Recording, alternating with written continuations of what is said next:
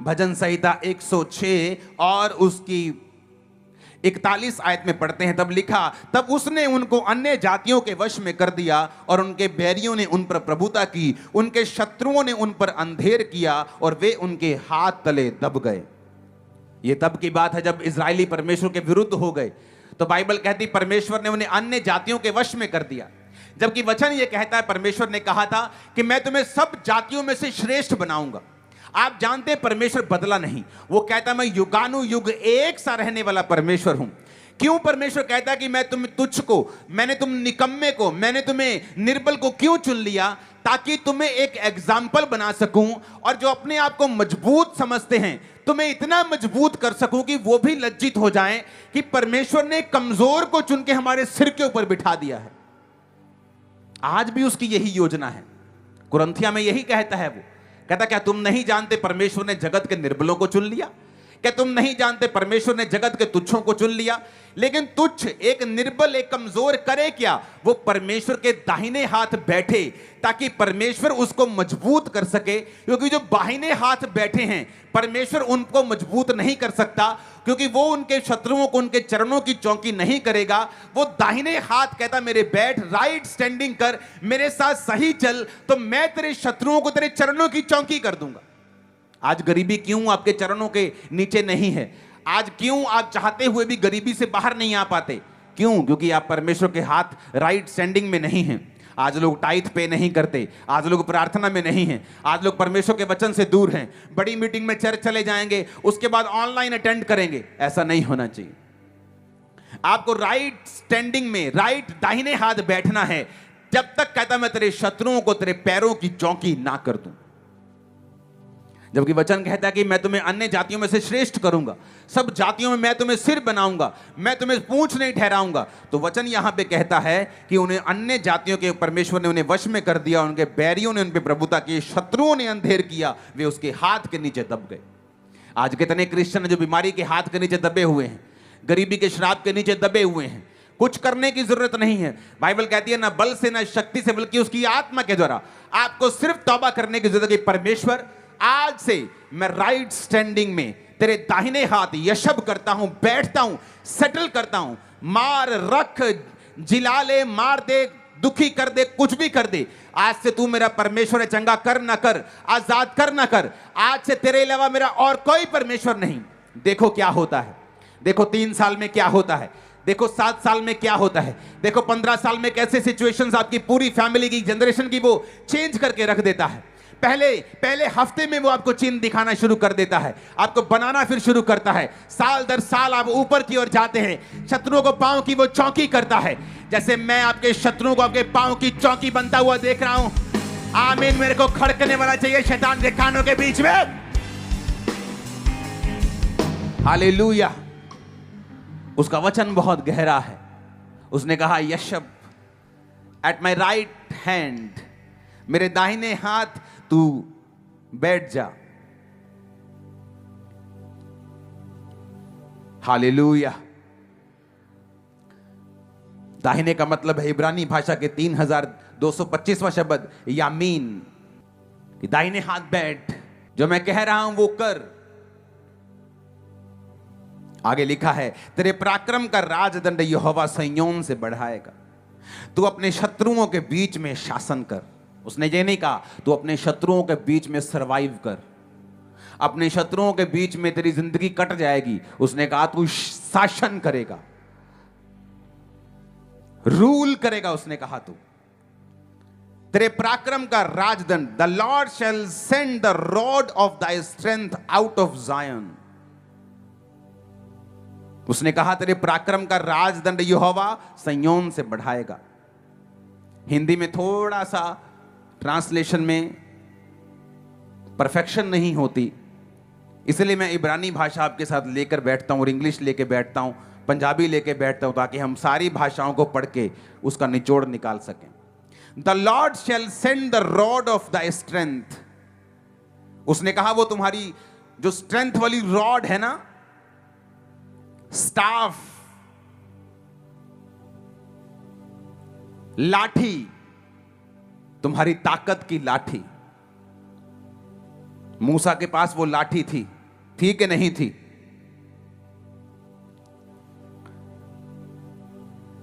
Strength का मतलब majesty भी होता है इब्रानी भाषा में,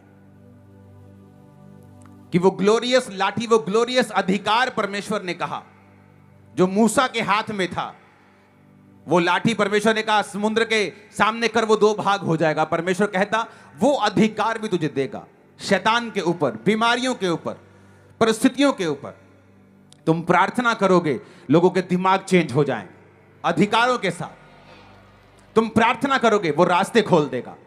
तुम प्रार्थना करोगे, तुम्हारी फाइल 10% होगी, रिजल्ट 100% होगा। पर कहता वो कहां से आएगी? ये समझने वाली बात है, ये लोग भूल जाते हैं। परमेश्वर ने कहा तेरा जो राजदंड होगा वो सिय्योन से आएगा। The Lord shall send the rod of thy strength out of Zion, कि जो तुम्हारी स्ट्रेंथ की रॉड है, तुम्हारी मेजेस्टिक जो लाठी है, जो अधिकार है, जो पावर है, वो परमेश्वर कहता मैं सिय्योन से भेजूंगा। क्या है सिय्योन?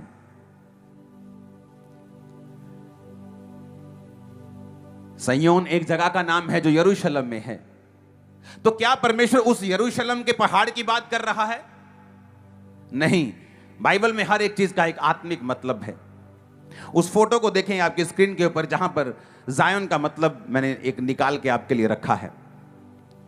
देखा, the name Zion is often used to describe a place appointed by the lord where his followers can live and serve God.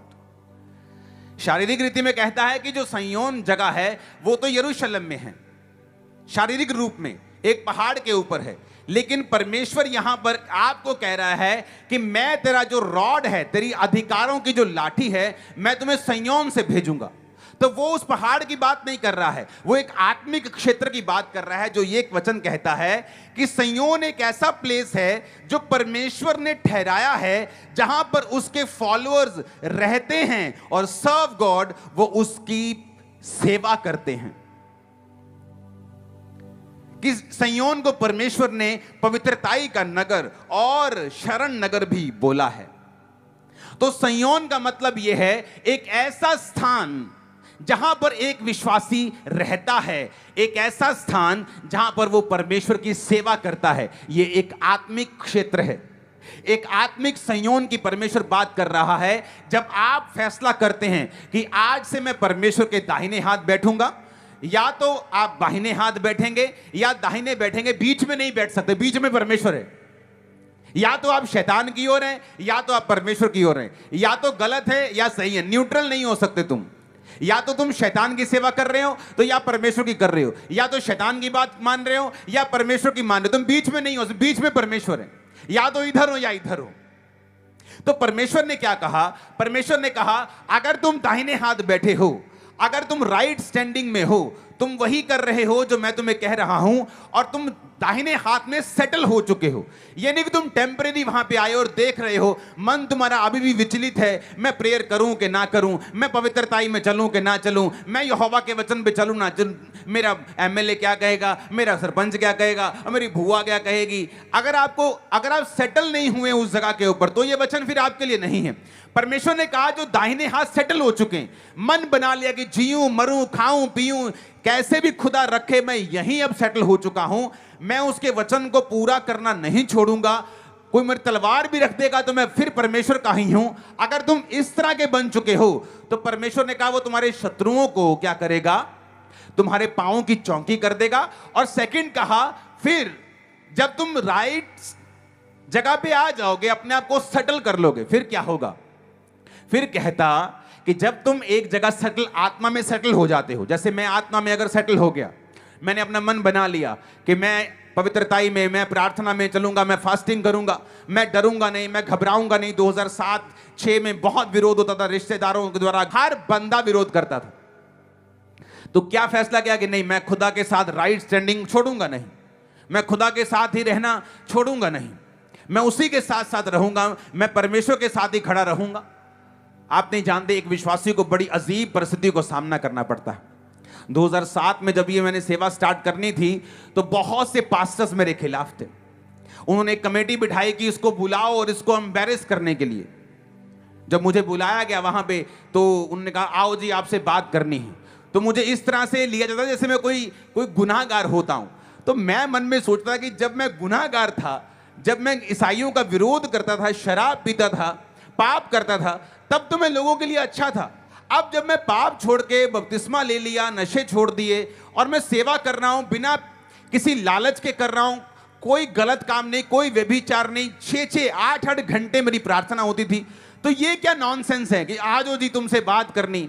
तो मैं बड़ा कई बार खिंचता भी था स्पिरिट में, लेकिन वचन पूरा होता है। तो मुझे बुलाया गया, वहां पे सब लोग इकट्ठे थे, जो दोष लगाने वाला था या लगाने वाली थी वो भी वहां पे थी। तो उन्होंने कहा ठीक है जी, आप अपनी अपनी बात दोनों बताओ क्या चीज है। तो मैं अपनी टीम 2-4 लोगों को लेके गया था। मैंने कहा तुम मेरे लिए प्रार्थना करना, और सारी रात मैं प्रार्थना करके गया। आप इमेजिन करो परमेश्वर का वचन कैसे पूरा हुआ। जब उस बंदे को बोला गया या औरत जो भी वो था, वो बोला गया कि चल खड़ा होके अपने दोष बता, क्या तू चाहता है। आप इमेजिन करना, वो इतना चालाक इंसान है। मैंने इस धरती के ऊपर बहुत कम लोग इतने शारीरिक रूप से चालाक देखे हैं। मैं बोलता कि मैं तेरी चालाकी को मैच नहीं कर सकता हूं, लेकिन कई बार वो बुद्धि शैतानी होती है, और जो आपके अंदर बुद्धि होती है वो नुकसान पहुंचाने वाली नहीं होती, बल्कि परमेश्वरीय होती है। लेकिन जो परमेश्वरी बुद्धि होती है वो हमेशा जीतती है। जब वो बंदा शख्स खड़ा हुआ और उसने जब बोलना शुरू किया, वो ब्लैंक हो गया, जैसे किसी के दिमाग से कोई जैसे पेज नहीं हटा लेता, वो पेज ही हट गया उसका। उसको मालूम भी नहीं कि बोलना क्या है। वो भी हक्का बक्का या हक्का बक्की खड़ा है या खड़ी, वो देख रहा है कि क्या बोलूं, भूल गई, मैं भूल गया सारा कुछ, अरे क्या हुआ ये। और जब उन्होंने कहा ठीक है अंकुर को खड़ा करो, और जब मैं खड़ा हुआ, मैं 10 मिनट बोला, मैंने कुछ तैयार नहीं किया था, जो सच्चाई थी। 10 मिनट वहां पे पिन ड्रॉप साइलेंस थी, और जिंदगी में मुझे दोबारा कभी नहीं बुलाया फिर उन्होंने। हालेलुया।